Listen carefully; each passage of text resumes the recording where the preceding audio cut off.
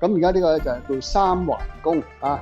三環弓係個龍游弓，三環就係咩嘅環？三個圈啊，三個圈由上高一畫一個圓圈啊，中間畫一個圓圈，下低畫一個圓圈，咁叫三環弓，又叫龍游弓啊。好多上肢嘅擺動咧啊，擺左嘅啊，下肢嘅擺動係右邊嘅，貼佢右邊，回翻中係啦，冇錯。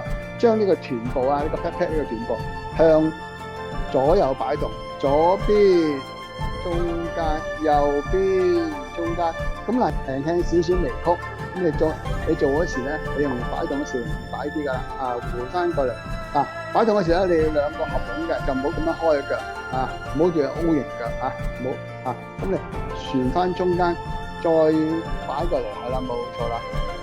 上手上肢嘅動作向右邊擺，臀部嘅動作向左邊擺，係啦。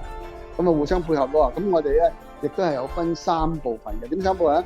畫上個圈嘅期間就成隻腳係直嘅，係直啲嘅。啊，下圈就係寫一個 C 字啊，其實一個半圓，一個半圓。畫埋下一個圓圈先，畫完下一個圓圈，一個圓圈兜翻上嚟，啱駁翻到好似個高度，係啦，駁翻呢個 C 字，去到膊頭個高度，啱啱駁翻呢個 C 字。嗱，我哋咧就由呢度開始斜上去一個圓圈，畫一個 C 字，冇問題咯。OK， 微微屈身就畫埋下低嘅圈，呢個圓圈半圓畫完個 C 字咧未完嘅喎，咁啊駁翻過嚟，啱啱呢個半個圓。咁啊，駁翻個一個 C，